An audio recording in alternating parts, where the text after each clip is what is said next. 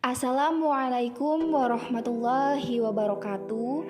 Halo teman-teman semua, perkenalkan saya Erika Prastianti, NPM 1951010335. Saya dari kelas D semester 5, Program Studi Ekonomi Syariah, Fakultas Ekonomi dan Bisnis Islam, Universitas Islam Negeri Raden Intan Lampung. Tujuan saya membuat video ini adalah untuk memenuhi tugas individu mata kuliah metodologi penelitian yang diampu oleh beliau Bapak Muhammad Iqbal Fasa, MEI. Baiklah, pada slide pertama saya akan menjelaskan atau memaparkan materi tentang paper individu. Di sini paper individu itu meliputi yang pertama ada identitas penulis. Kemudian yang kedua itu ada abstrak. Yang ketiga ada pendahuluan. Kemudian yang keempat itu ada landasan dasar Al-Quran dan hadis. Yang kelima ada konsep dan pembahasan 1 dan 2. Yang keenam ada tawaran penulis. Yang ketujuh ada kesimpulan, dan yang terakhir atau yang kedelapan itu ada referensi. Selanjutnya, poin-poin penting dalam penulisan paper atau artikel. Dalam penulisan paper atau artikel itu ada pendahuluan. Nah, dalam pendahuluan itu ada poin yang harus ditulis. Dan yang pertama itu ada latar belakang, yang kedua ada data dan fenomena, dan yang ketiga ada tujuan. Pendahuluan itu sendiri merupakan penjelasan dalam bentuk uraian paragraf yang berisi alasan mengapa sebuah karya tulis dibuat dan guna mendukung penulis karya ilmiah yang kompeten. Maka latar belakang yang baik itu harus disusun dengan detail dan harus disertai dengan data atau fakta yang mendukung. Kemudian yang selanjutnya itu ada research gap atau perbedaan dengan penelitian terdahulu. Di sini ada sebuah contoh.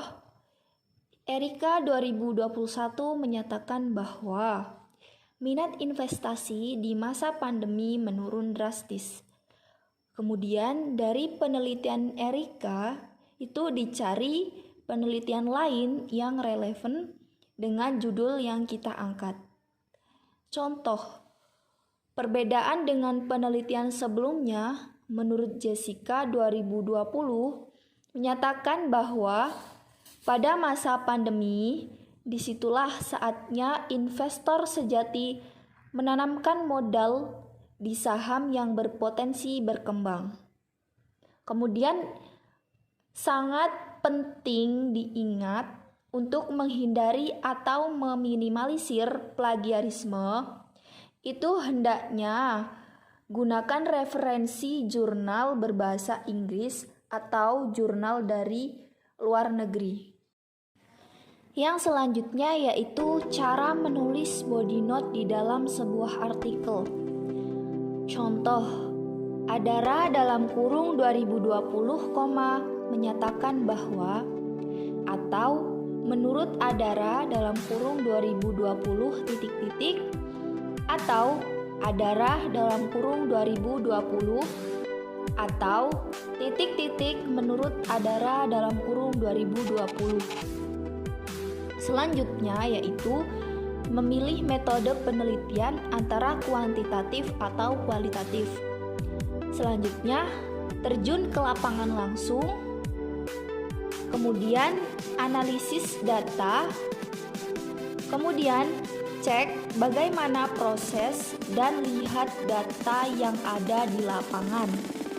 Kemudian lakukan wawancara.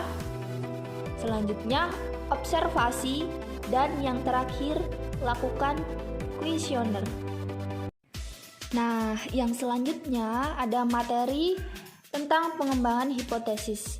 Di sini ada dua variabel, yaitu variabel X dan Y. Antara variabel X dan Y itu contoh judul label halal terhadap penjualan.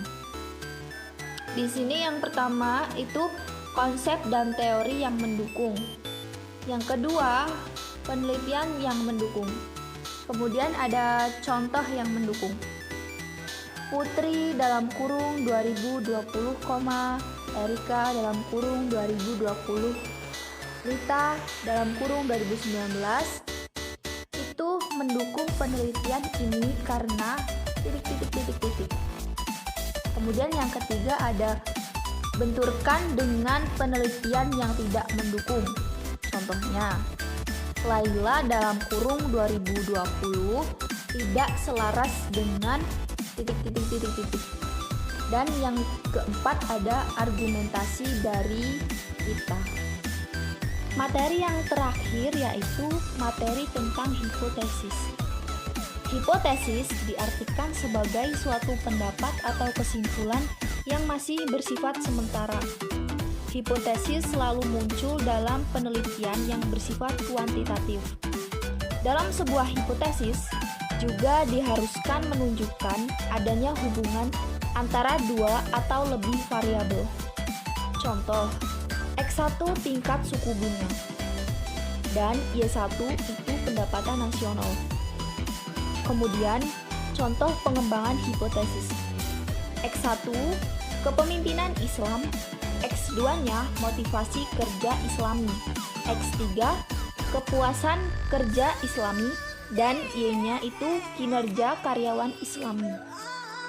Dalam penjelasan di atas, bahwasanya X1, X2, dan X3 adalah variabel bebas, sedangkan Y adalah variabel terikat, yang artinya variabel bebas atau X1, X2, dan X3 secara bersama-sama telah mempengaruhi Y atau variabel terikat. Itulah tadi materi penjelasan metodologi penelitian. Semoga bermanfaat. Dan saya akhiri. Wassalamualaikum warahmatullahi wabarakatuh. See you next time.